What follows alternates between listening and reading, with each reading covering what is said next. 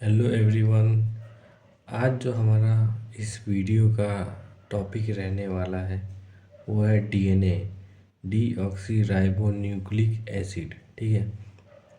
इस टॉपिक आज का टॉपिक पढ़ने के बाद आपको डीएनए एकदम अच्छी तरह से समझ में आ जाएगा और आप कभी भूलेंगे नहीं। ठीक है। अगर हमको डिफ़ाइन करना हुआ डीएनए को, तो डीएनए को हम लोग कैसे डिफ़ाइन करते हैं?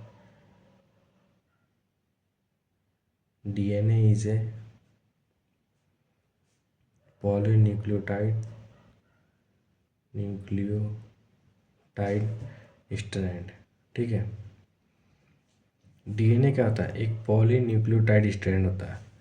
पॉली मतलब होता है मैनी, ठीक है, और न्यूक्लियोटाइड ये होता है हमारा sugar plus nitrogenous base plus phosphate group का कॉम्बिनेशन। ठीक है।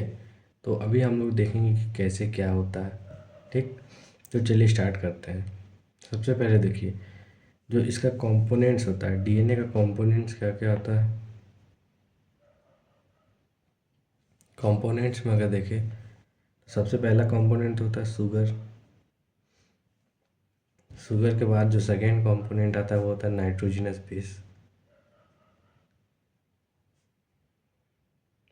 और जो थर्ड कंपोनेंट होता है वो फॉस्फोरिक एसिड या फॉस्फेट। तो ये तीन कंपोनेंट से बन करके हमारा डीएनए बना हुआ होता है। ठीक है। तो चलिए अब हम लोग डिटेल में देखते हैं, एकदम बेसिक से एकदम अच्छे तरीक़ा से। सबसे पहले क्या देखेंगे हम लोग? सबसे पहले देखेंगे शुगर। शुगर कैसे बना होता है और क्या क्या होता है, अच्छे से समझते हैं। देखिए दोस्तों, यहाँ पे दो स्ट्रक्चर है। ठीक है। आपको साफ साफ दिख रहा होगा, दो स्ट्रक्चर हमारे पास। सबसे पहले देखिए इसमें क्या है। ये एक शुगर है। ये कौन सा शुगर है? दोनों है हमारा pentose sugar. Pentose sugar, pentose sugar क्यों है? क्योंकि ये जो एक रिंग है इसमें कितना एटम्स है? 5 एटम्स है, या फिर 5 कार्बन का एक स्ट्रक्चर है। ठीक है। और रिंग में है। ठीक है। रिंग के फॉर्म में दोनों दोनों का स्ट्रक्चर देखिए। यहाँ पे भी क्या है? Carbon, carbon, oxygen. ये दोनों के स्ट्रक्चर में डिफरेंस हमको क्या मिल रहा है? एक बस इस जगह पे डिफरेंस मिल रहा है। जो कार्बन नंबर सेकेंड है उसमें क्या है? एक ऑक्सीजन नहीं है। इसमें ऑक्सीजन नहीं है बट इसमें है। तो ये जो शुगर है ये होता है राइबोज शुगर। और ये चूँकि इसमें कार्बन 2 पे ऑक्सीजन नहीं होता है, इसलिए इसको बोलते हैं डीऑक्सी राइबोज शुगर। ठीक है। दो टाइप का शुगर है। ये जो शुगर यूज़ होता है ये होता है डीएनए में यूज़, और ये जो शुगर यूज़ होता है वो होता है आरएनए में। ठीक है। इस दोनों का स्ट्रक्चर देख लीजिए, ये अच्छे से डीएनए समझने में काम आएगा। ठीक है ना। अब इसी में एक और चीज़ होता है, अगर मान लीजिए ये जो कार्बन 3 है इसमें से भी अगर ये एक ऑक्सीजन हट जाता है, जैसे मान लीजिए यहाँ पे एक, ये तो ऑक्सीजन हटा हुआ ही है। अगर कार्बन 3 का भी ऑक्सीजन हट जाता है तो उसको हम लोग बोलते हैं डाई डीऑक्सी राइबोज शुगर। ठीक है। अगर इस जगह का भी ऑक्सीजन हटता है तो इसको हम लोग बोलते हैं डाई डीऑक्सी। ये भी जब हम लोग समझेंगे D D N T P तब समझ में आएगा। ठीक है। जब हम लोग D D N T P समझेंगे तब इसका हम लोग को अच्छे से समझ में आएगा। तो शुगर आई होप कि आप लोग समझ गए होंगे, इसका स्ट्रक्चर देख लिए होंगे। अब जो अगला जो कंपोनेंट है वो है न्यूक्लियोटाइड बेस। तो चलिए न्यूक्लियोटाइड बेस के बारे में जानते हैं।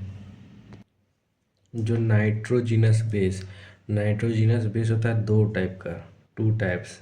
एक होता है प्यूरिन्स, दूसरा होता है पिरिमिडीन्स।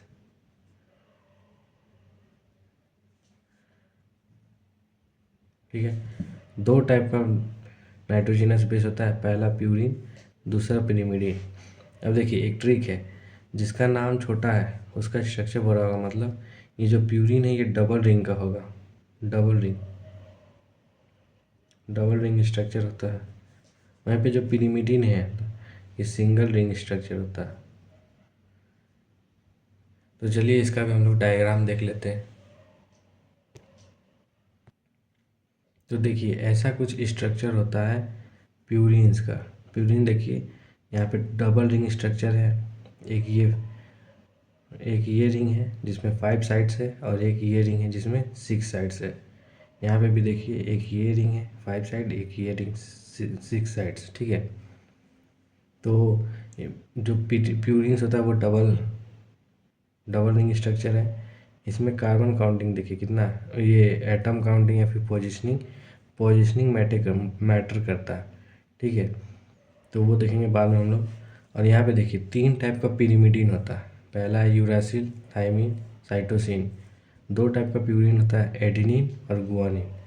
तो देखिए यहाँ पे हम लोग अलग अलग क्यों रखे, देखिए जब पेयरिंग होता है तो इसका ये होता है, इसके साथ पेयर करता है, गुआनिन साइटोसिन के साथ पेयर करेगा।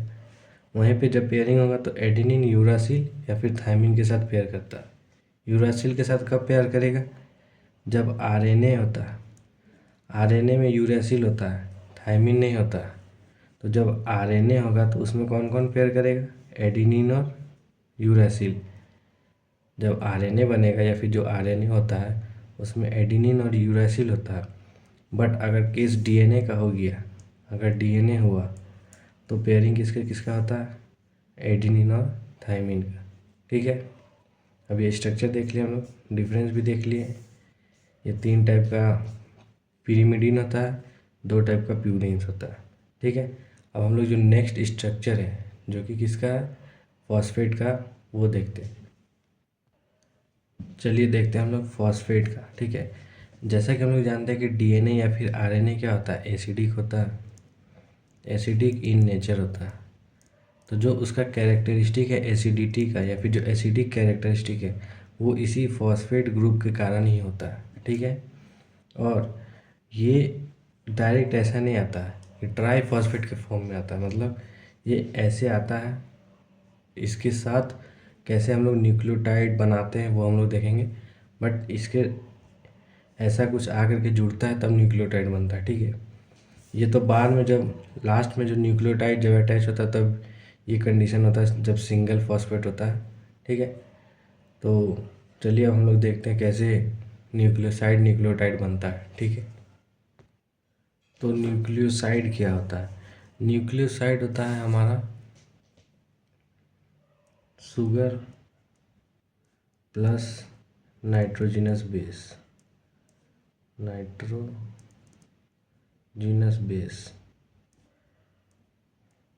जो शुगर और नाइट्रोजिनस बेस जब एक साथ होता है तो उसको हम लोग बोलते हैं न्यूक्लियोसाइड। चलिए देखते हैं कैसे बनता है।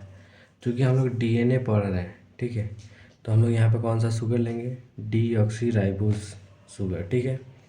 ये हमारा डीऑक्सीराइबोस शुगर। और एक हम लोग लेते हैं जो नाइट्रोजिनस बेस, जो 5 तरह का पढ़े हैं उसका एक हम लोग नाइट्रोजिनस बेस लेते हैं, ठीक है। आप सभी को एग्जांपल के लिए हम समझाते हैं। हम लोग लेते हैं एडेनिन, ठीक है। ये क्या है, हमारा नाइट्रोजिनस बेस है। ये क्या है, हमारा डीऑक्सीराइबोस शुगर। तो अब देखिए ये कैसे बनता है न्यूक्लियोसाइड, ठीक है। ये है हमारा एडेनिन और ये है डीऑक्सीराइबोस शुगर। तो अब ये देखिए इन दोनों के बीच में एक बॉन्डिंग होता है, जो 9th नंबर का जो एटम है इसके बीच, और जो फर्स्ट कार्बन है शुगर का, उसके बीच में होता है हमारा बॉन्डिंग। तो बॉन्डिंग होगा तो कैसे कैसे होता है, ये बॉन्डिंग होगा तो इसमें क्या है, HHO, क्या क्या है, H2O। तो H2O रिलीज़ हो जाता है, ये क्या होता है, रिलीज़ होता है। तो जब रिलीज़ होगा तो ये क्या बना लेगा, इसके साथ पेयरिंग कर लेता है नाइट्रोजन के साथ, ठीक है।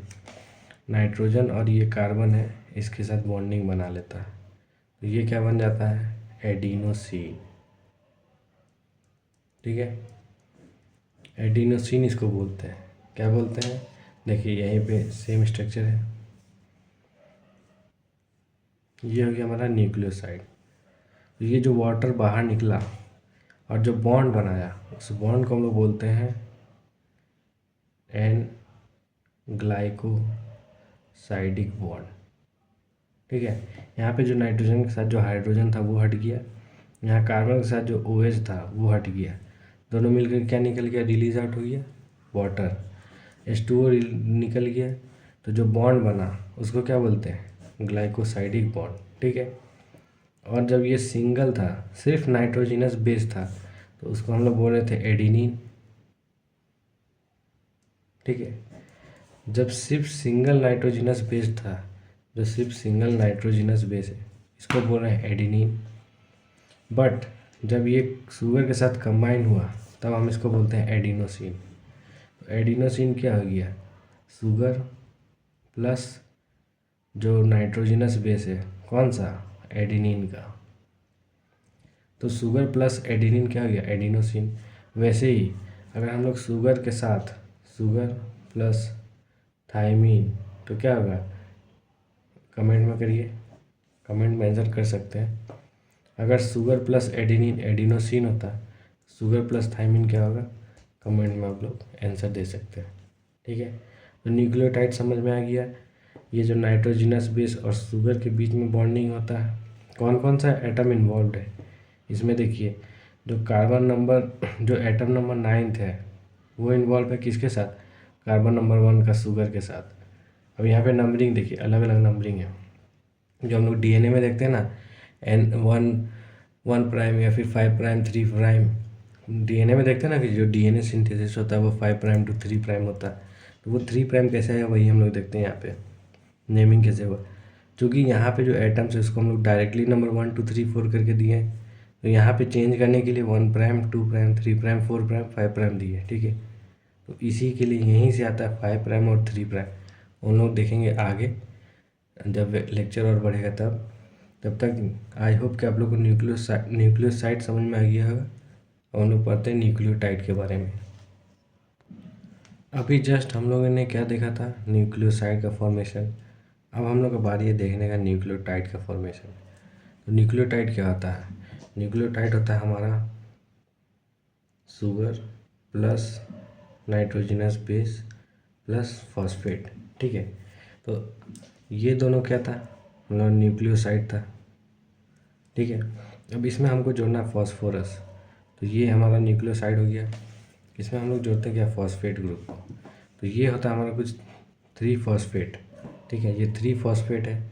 अब इस 3 फॉस्फेट को जब इसके साथ आता है तब ये बनता है न्यूक्लियोटाइड। ठीक है, अब ये कैसे जुड़ता है वो देखते हैं हम लोग। देखिए, ये जो था हमारा, ये था हमारा डीऑक्सीराइबोस शुगर। अब इस शुगर के साथ ही जुड़ेगा कौन सा? ये फॉस्फेट ग्रुप। ठीक है, अब जब फॉस्फेट ग्रुप ये जुड़ता है, ये किसके साथ जुड़ता है? कार्बन नंबर 5 के साथ। जो डीऑक्सीराइबोस शुगर है, इसका जो कार्बन नंबर 5 है उसके साथ जुड़ता है ये ट्राईफॉस्फेट। अब ये कहाँ कैसे जुड़ता है? देखिए, यहाँ पे OH है, यहाँ पे OH है, तो इन दोनों में से क्या होगा? OH और OH में से एक H इसका और इसका OH, ये क्या करता है? रिलीज होता है H2O रिलीज होता है। तो फिर यहाँ पे बॉन्डिंग बना लेता है, उस बॉन्डिंग को बोलते हैं हम लोग फॉस्फो ईस्टर बॉन्ड बोलते हैं। ठीक है, तो ये जो बॉन्डिंग बनता है इसको फॉस्फो ईस्टर बॉन्ड बोलते हैं। ठीक, उसी से क्या होता है? ये जो फॉस्फेट ग्रुप है वो इसके साथ जुड़ जाता है। ठीक है, कुछ इस प्रकार से जुड़ जाता है। ठीक है, इसमें क्या देख रहे हैं? जो शुगर था उसका जो 5th कार्बन है, ये कौन सा कार्बन है? 5th नंबर का कार्बन है, उसके साथ ये बॉन्ड बना लिए, कौन सा? Phospho ester bond. ठीक है, अब हम लोग पढ़े थे कि इसमें कौन कितना फॉस्फोरस होता है? 3 फॉस्फोरस। तो ये न्यूक्लियोटाइड है, इसमें 3 फॉस्फोरस होता है। पहला वाला को बोलते हैं अल्फ़ा। क्यों बोलते हैं? क्योंकि ये इस कार्बन के साथ जुड़ा हुआ है, इसके लिए हम लोग इसको अल्फ़ा बोलते हैं। या फिर बोल सकते हैं कि इस न्यूक्लियोसाइड के साथ जुड़ा है, इसके लिए इसको अल्फ़ा बोल दिए। इसके बगल वाला बीटा और ये गामा होता है। अब देखिए, ये जो बॉन्ड है, इस बॉन्ड को हम लोग बोलते हैं फॉस्फो एनहाइड्राइड बॉन्ड। ये जो फॉस्फो एनहाइड्राइड बॉन्ड होता है वो आगे जाके ब्रेक डाउन हो जाता है। अभी जस्ट हम लोग देखेंगे जब हम लोग डीएनए का सिंथेसिस करेंगे या फिर उसका देखेंगे, जो देखेंगे यहाँ पे ये phospho anhydride bond break down हो रहा है और क्या काम कर रहा है वो भी हम लोग देखेंगे। ठीक है, तो ये हमारा बन गया पूरा न्यूक्लियोटाइड। तो ये क्या हो गया? ये तो हमारा न्यूक्लियोटाइड है। चूँकि ये डीएनए का है, क्योंकि ये शुगर क्या है? डीऑक्सीराइबोस शुगर है, इसको हम लोग बोले डी फिर न्यूक्लियोटाइड DNTP। क्यों बोलते हैं DNTP? इसको बोल देखिए, यहाँ पे जो डी रिप्रेजेंट करता है, ये किसको रिप्रेजेंट करता है? Deoxy ribo. ठीक है, अब ये पूरा क्या है? न्यूक्लियोटाइड, डीऑक्सी राइबो न्यूक्लियोटाइड, ये पूरा न्यूक्लियोटाइड है। इसमें कितना फॉस्फोरस है? 3 फॉस्फोरस, 1 2 3, इसलिए इसको क्या बोलते हैं? ट्राई फॉस्फोरस को फॉस्फेट बोलते हैं। ठीक है, फॉस्फेट। तो ये क्या आ गया? Deoxy ribo nucleotide triphosphate. ठीक है, ये 3 फॉस्फोरस था, इसीलिए DNTP। वहीं पे जैसे इससे पहले हम जस्ट आप लोगों को क्या समझाए थे, एक और चीज़ मैंने आप लोगों को बोला था, जैसे मान लीजिए कि अगर ये वाला जो कार्बन 3 का भी जो OH में से O अगर हट जाता है तो इसको हम लोग क्या बोलते हैं? Di deoxy. ठीक है, अब डाई डीऑक्सी ये हो गया। अगर ये जो शुगर है, ये शुगर, इस शुगर का भी अगर ये सेम कंडीशन हुआ, यहाँ का OH में से O हट गया, तो ये क्या होगा? Di deoxy. और चूंकि ये शुगर राइबो शुगर है, तो ये क्या होगा? Di deoxy ribo nucleotide tri phosphate. तो इसको हम लोग क्या बोलते हैं? DDNTP। ठीक है, तो DNTP और DDNTP में समझ में आ गया डिफरेंस क्या होता है। और इसके बाद देखते हैं, अगर हम लोग यहीं पे एक और क्या पढ़ते हैं, ATP, तो इसको क्या बोलते हैं? Adenosine triphosphate. क्यों बोलते हैं? क्योंकि जो हम लोग पढ़े हैं अभी, जो न्यूक्लियोसाइड पढ़े थे, ये क्या हो गया? ये पूरा न्यूक्लियोसाइड। अगर ये जो नाइट्रोजिनस बेस है, अगर नाइट्रोजिनस बेस पे एडिनिन हुआ तो क्या बनाएगा? ये जो न्यूक्लियोसाइड बनेगा वो क्या होगा? एडिनोसिन। एडिनोसिन के ऊपर क्या लगता है? ट्राईफॉस्फेट। ट्राईफॉस्फेट लग रहा है, इसीलिए इसको हम लोग एडिनोसिन ट्राईफॉस्फेट बोलते हैं। आगे जा कर के जब इसमें से एक एक ये फॉस्फोरस हट गया, जब ये एक फॉस्फोरस हट जाएगा तो क्या बचेगा? 2 फॉस्फोरस। तो ये हो जाता है क्या? ये हमारा बचता है ADP, एडिनोसिन डाईफॉस्फेट। ठीक है, मान लीजिए और आगे चल के फर्दर अगर रिएक्शन होता और यहाँ से 2 फॉस्फोरस हट जाता, बीटा और गामा फॉस्फेट अगर हट जाता, तो ये क्या बनता है? AMP, adenosine monophosphate. ठीक है, और ये जो बीटा और गामा यहाँ पे हट रहा है, बीटा एंड गामा, ये जब हटता है तो ये हटने से क्या होगा? एनर्जी रिलीज होता है। जब ATP से क्या बनता है? ADP प्लस एक इनऑर्गेनिक फॉस्फोरस हटता है तो क्या होता है? एनर्जी निकलता है कुछ। वहीं पे अगर फर्दर चल के ये ATP से अगर 2 निकल रहा तो ये क्या बना रहा है? AMP plus 2 phosphate. तो इसमें क्या होगा? जो एनर्जी होगा वो और ज़्यादा निकलेगा। तो यही एनर्जी जो निकलता है, लिबरेट होता है, जो एनर्जी लिबरेट हुआ वो यूज़ कहाँ होता है? नाइट्रोजनस बेस को जोड़ने में, या फिर जो बॉन्ड बनता है उसको बनाने में। ठीक है, और हम लोग यहाँ पे और एक चीज़ क्या देखें कि ये जो बॉन्ड बनता है इसको क्या बोलते हैं? Phosphoester bond. यहाँ पे चूँकि ये पहला फॉस्फेट और कार्बन के बीच में बॉन्ड बन रहा है, इसके लिए इसको फॉस्फोएस्टर बॉन्ड बता रहे हैं या फिर बोल रहे हैं। आगे चल के जब न्यूक्लियोटाइड जब जो दोनों जुड़ेगा तो वहाँ पे एक और फॉस्फोएस्टर बॉन्ड बनता है, तो उसको हम लोग बोलते हैं फॉस्फोडाइस्टर बॉन्ड। ठीक है, वो कैसे बनता है वो भी हम लोग देखेंगे अभी जस्ट। आई होप कि आप न्यूक्लियोसाइड और न्यूक्लियोटाइड के बीच में डिफरेंस समझ गए होंगे। ठीक है, अब जब न्यूक्लियोटाइड के बीच में डिफरेंस समझ गए तो अब हम लोग देखते हैं कि कैसे DNA बाइंड करता है। ठीक है, तो चलिए अब हम लोग समझते हैं। अब यहाँ से आप लोगों को कॉन्सेप्ट समझना होगा। और थोड़ा मुश्किल होगा बट समझ जाइएगा अगर ठीक से ध्यान से देखिएगा तो। हम लोग पहले अभी थोड़ा देर पहले लेक्चर में देखे थे क्या कि ये जो कार्बन था इसको नंबरिंग किए थे 1'। क्यों किए थे? क्योंकि ये जो नाइट्रोजिनस बेस था इसमें हम लोग नॉर्मल नंबरिंग किए थे। ठीक है, यहाँ से 1 2 3 4 5 6 7 8 और ये 9। ये 9th नंबर का आइटम था ये वाला। और ये बॉन्डिंग किसके साथ किया था? फर्स्ट वाला आइटम के साथ, शुगर का।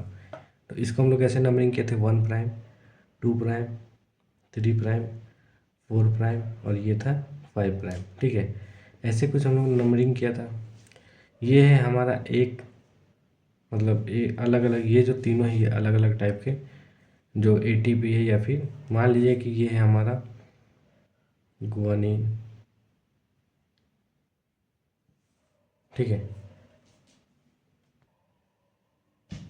ये एक टाइप का न्यूक्लियोटाइड है हमारा, न्यूक्लियोटाइड। ठीक है, ये हमारा दूसरा टाइप का न्यूक्लियोटाइड है, न्यूक्लियोटाइड। ठीक है, ये कौन सा? अगर सिंगल स्ट्रक्चर है तो इसको मान लेते हैं हम लोग, चूँकि DNA पर है तो हम लोग थाइमीन मान लेते हैं,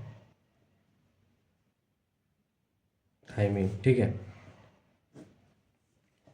तो ये दो अलग अलग है, तो इसका भी नंबरिंग क्या होगा? इसका भी नंबरिंग क्या होगा? ये फर्स्ट होगा, ये सेकेंड, ये 1', 2', 3', 4', ये 5'।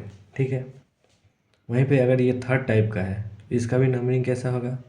ये होगा हमारा 1'। अगर ये थर्ड टाइप का न्यूक्लियोटाइड है तो इसका क्या होगा नंबरिंग? 1', 2', 3', 4' और ये 5'। ठीक है, तो ऐसा कुछ नंबरिंग हो गया हमारा।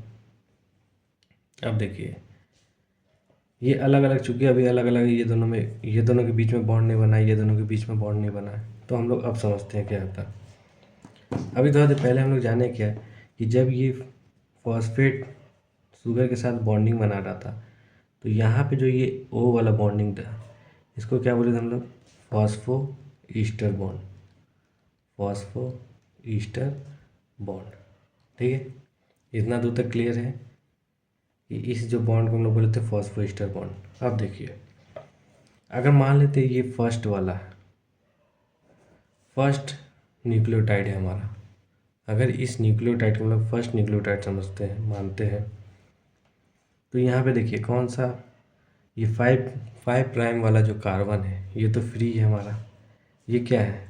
5' वाला कार्बन ये फ्री है, ये किसी के साथ बॉन्डिंग नहीं बना रहा। ठीक है, मान रहे हैं ना? अगर ये फर्स्ट वाला तो ये क्या है? जो 5th नंबर या फिर 5' वाला जो कार्बन है वो किसी के साथ बॉन्ड नहीं बना रहा। या फिर ये जो फॉस्फेट है, ये जो फॉस्फेट है ये भी किसी के साथ बाइंडिंग नहीं कर रहा, तो ये क्या है? ये पूरा फ्री है। ठीक ना, ये वाला पूरा फ्री है हमारा। ठीक है, अब देखिए जो ये 5th कार्बन का है, अगर ये सेकेंड है, सेकेंड न्यूक्लियोटाइड, मतलब फर्स्ट के बाद जो सेकेंड, इसके साथ जो बॉन्डिंग होगा, तो अब कैसे होगा देखिए। 5, ये वाला 5 हो गया। और जो फॉस्फेट ग्रुप कर रहा, अभी ये इसका इन्वॉल्वमेंट नहीं हो रहा, ये तो इसके साथ बॉन्ड बना के रखा हुआ है ना फॉस्फेट के साथ। अभी हमारा जो ज्वाइनिंग होता है, देखिए जो बैकबोन बनता है, DNA का बैकबोन किसका किसका होता है? शुगर प्लस फॉस्फेट का होता है। तो यहाँ पे ऐड कौन होगा? फॉस्फेट ग्रुप और शुगर के बीच में बॉन्डिंग बनेगा। अब ये बॉन्डिंग कैसे होगा? यहाँ से ऑक्सीजन है, ये दोनों ऑक्सीजन, मतलब जो OH ग्रुप है, ये दोनों मॉलिक्यूल OH, और यहाँ से जो H है ये क्या करता है? एक साथ जुड़ता है और निकल जाता है। किस फॉर्म में निकलेगा? H2A के फॉर्म में रिलीज हो जाता है। जब ये रिलीज हो जाएगा तो अब यहाँ पे खाली हो गया स्पेस, तो ये O किसके साथ बॉन्डिंग बना लेगा? इसके साथ। तो जो ये बॉन्ड बनाएगा, अब ये O किसके साथ बॉन्ड बना लिया? अब इसके साथ O बॉन्डिंग कर लिया, तो अब इस बॉन्ड को हम लोग क्या बोलते हैं? Phospho di ester bond. Di ester bond क्यों बोलते हैं? क्योंकि एक ईस्टर बॉन्ड तो इसके साथ है ना, ये वाला जो बॉन्डिंग था ये क्या था? फॉस्फो ईस्टर बॉन्ड था। अब चूँकि यही फॉस्फेट इन्वॉल्व है दूसरा ईस्टर बॉन्ड बनाने में, चूँकि पहले ये बना लिया था, फर्स्ट ये बना, सेकेंड ये बना, तो इसके लिए इसको क्या बोलेंगे, फॉस्फोडाइस्टर बॉन्ड, ठीक है। अब ये क्या हो गया, जो फर्स्ट वाला जो है हमारे पास न्यूक्लियोटाइड, वो बाइंड करके किसके साथ हो गया, सेकेंड न्यूक्लियोटाइड के साथ जुड़ गया। अब जो थर्ड न्यूक्लियोसाइड आएगा, जो न्यूक्लियोटाइड होगा, वो किसके साथ बॉन्डिंग बनाएगा, ये जो थर्ड प्राइम वाला कार्बन है, इसके पास जो OH ग्रुप है यहाँ से और यहाँ से O ग्रुप, ये मिल के रिलीज होगा वो H2O के फॉर्म में। अब बॉन्डिंग किसका किसका होगा, यहाँ 3 प्राइम और यहाँ क्या, फॉस्फेट ग्रुप। तो जो बॉन्डिंग हो रहा है फॉस्फेट ग्रुप का, और जो फॉस्फोडाइस्टर बॉन्ड बन रहा है, जो ये बॉन्ड बन रहा है फॉस्फोडाइस्टर बॉन्ड, ये इसका किसके किसके बीच में बन रहा है, 3 प्राइम और फॉस्फेट को। और ये फॉस्फेट किसके साथ जुड़ा है, 5 प्राइम के कार्बन के साथ। तो जो फॉस्फोडाइस्टर बॉन्ड का डायरेक्शन होता है वो किधर से किधर होता है, 3 प्राइम से 5 प्राइम। जो फॉस्फोडाइस्टर का बॉन्ड का जो डायरेक्शन होता है बनने का, वो किधर से हो रहा है, 3 प्राइम से 5 प्राइम की तरफ। बट जो DNA सिंथेसिस हो रहा, DNA सिंथेसिस वो किधर तरफ हो रहा है, 5 प्राइम से 3 प्राइम। कैसे, यहाँ देखिए ये 5 प्राइम वाला कार्बन फ्री है अभी, ठीक है, और यहाँ पे क्या है, यहाँ पे 3 प्राइम वाला कार्बन फ्री है। तो फ्री क्या है, 5 प्राइम और 3 प्राइम। जब अगला न्यूक्लियोटाइड आएगा, सेकेंड न्यूक्लियोटाइड को हम लोग देख करके समझते हैं, जब ये आया था तो ये किसके साथ बॉन्डिंग किया, अगला जो पिछला जो 3 प्राइम है उसके साथ किया था। बट जो कार्बन का इन्वॉल्वमेंट था वो कौन सा था, 5 प्राइम वाला। तो जो डायरेक्शन बन रहा है वो 5 प्राइम से 3 प्राइम DNA का सिंथेसिस हो रहा है। मतलब कि जो सबसे पहला DNA होगा उसका 5 प्राइम वाला कार्बन फ्री होगा, जो लास्ट वाला जो न्यूक्लियोटाइड होगा DNA में उसका 3 प्राइम फ्री होगा, ठीक है। बट जो फॉस्फोडाइस्टर बॉन्ड बन रहा है वो किसके बीच में बन रहा है, 3 प्राइम और 5 प्राइम के बीच में। क्यों, क्योंकि 3 प्राइम कार्बन का OH ग्रुप इन्वॉल्व है, ठीक है। ये रिलीज आउट होता है, ये बॉन्डिंग करता है, ठीक है ना। तो आई होप कि यहाँ पे आपको समझ में आ रहा होगा कि DNA का सिंथेसिस 5 प्राइम से 3 प्राइम होता है, और जो फॉस्फोडाइस्टर बॉन्ड का जो डायरेक्शन होता है वो होता है 3 प्राइम से 5 प्राइम की तरफ, ठीक है। आई होप कि आप लोगों को जो DNA सिंथेसिस था वो समझ में आ गया होगा। फिर भी मैं एक बार और डायग्रामेटिक फॉर्म में दिखा देता हूँ। जैसे मान लीजिए कि ये एडिनिन आया, एडिनिन ATP, ये एक न्यूक्लियोटाइड है, इसका जो 5 प्राइम वाला कार्बन होगा ये क्या है, यहाँ पे फ्री है, यहाँ पे 3 प्राइम के पास क्या है, OH है। OH किसके पास है, 3 प्राइम के साथ। अब जो नेक्स्ट आएगा, मान लीजिए कोई भी दूसरा न्यूक्लियोटाइड आया तो उसके पास क्या होगा, यहाँ पे 5 प्राइम वाला, 5 प्राइम के पास होगा क्या, फॉस्फेट, और यहाँ पे क्या होगा, 3 प्राइम के पास OH, 3 प्राइम के पास। तो ये बॉन्डिंग किसके किसके बीच में बन रहा है, इसके मतलब 3 प्राइम और 5 प्राइम के बीच में। और फिर जो अगर नेक्स्ट और एक और न्यूक्लियोटाइड आएगा तो उसका यहाँ पे 5 प्राइम का फॉस्फेट, ठीक है, और इसके साथ क्या होगा, 3 प्राइम का OH, ऐसे फ्री होगा। तो अब बॉन्डिंग किसके किसके बन रहा है, इसके OH और फॉस्फेट में, मतलब 3 प्राइम 5 प्राइम। लास्ट में जाकर के क्या बच रहा है, यहाँ पे 5 प्राइम जो कि ऊपर में, और नीचे 3 प्राइम, ठीक है। तो इस डायरेक्शन में DNA का सिंथेसिस होता है 5 प्राइम से 3 प्राइम के डायरेक्शन में, ठीक है। तो अब चलिए देखते हैं कि कुछ कैरेक्टरिस्टिक्स होता है DNA का। जैसे कैरेक्टरिस्टिक ऑफ DNA का कुछ कैरेक्टरिस्टिक है। सबसे पहला क्या होता है, कॉम्प्लीमेंट्री बेस पेयरिंग, और दूसरा क्या होता है, एंटी पैरेलल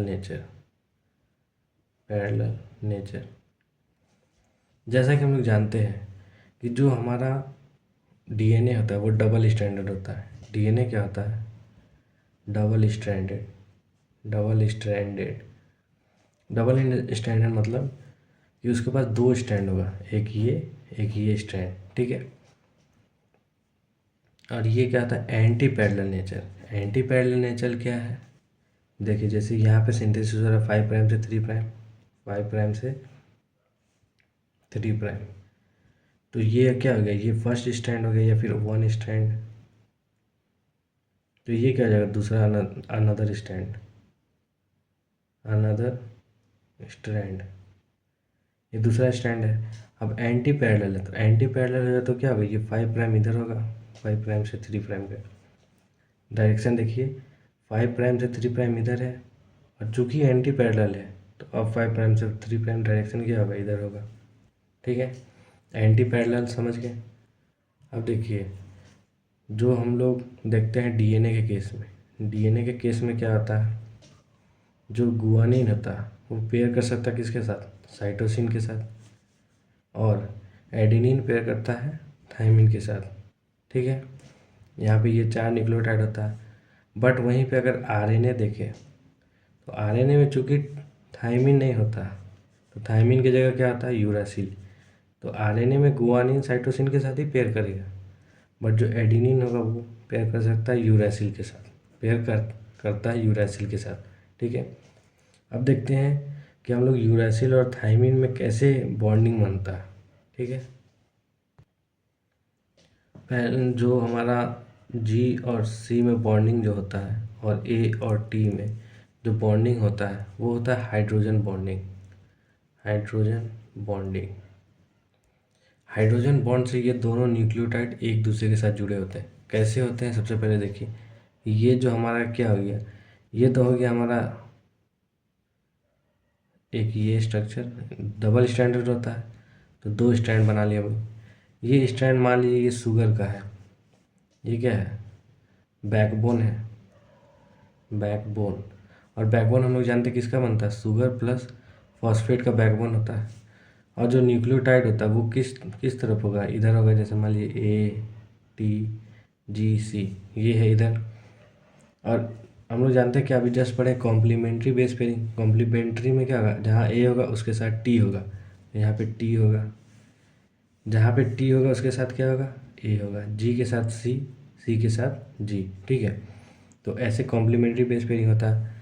बट कितना हाइड्रोजन बॉन्डिंग, हम लोग जानते हैं कि ये दोनों के बीच में हाइड्रोजन बॉन्डिंग होगा, तो बट कितना हाइड्रोजन बॉन्ड होता है वो देखते हैं। यहाँ पे जैसे हम लाइन से दिखा दिए, जो एडेनिन और थायमिन के बीच में 2 हाइड्रोजन बॉन्ड होता है, और गुआनिन साइटोसिन के बीच में 3 हाइड्रोजन बॉन्ड होता है। देखिए कैसे होता है, हम लोग अगर स्ट्रक्चर देखें जो कुछ ऐसा बॉन्डिंग होता है इन दोनों के बीच में। हाइड्रोजन बॉन्ड हम लोग जानते हैं किसके किसके बीच में होता है, FON, FON के बीच में हाइड्रोजन बॉन्ड होता है। तो देखिए यहाँ पे oxygen hydrogen, hydrogen nitrogen, hydrogen oxygen के बीच में जब गुआनिन और साइटोसिन है तो 3 हाइड्रोजन बॉन्ड बना। वहीं पे जब एडेनिन और थायमिन है तो 2 हाइड्रोजन बॉन्ड बनता है। ठीक है, अगर वहीं पे अगर इसके जगह थायमिन की जगह यूरासिल हो जाएगा तब भी 2 ही हाइड्रोजन बॉन्ड बनता है। ठीक है, इतना क्लियर है। तो आई होप कि हम आप लोगों को न्यूक्लियोटाइड, न्यूक्लियोसाइड, DNTP ये सब बताने में, मतलब समझाने में ठीक रहे। अगर नहीं समझ आ रहा तो आप लोग पूछ सकते हैं कुछ भी। और बाकी जो है अगला DNA का जो कंजर्वेटिव नेचर होता है या फिर सेमी कंजर्वेटिव नेचर या फिर जो मॉडल होता है वो हम लोग देखेंगे नेक्स्ट वीडियो में।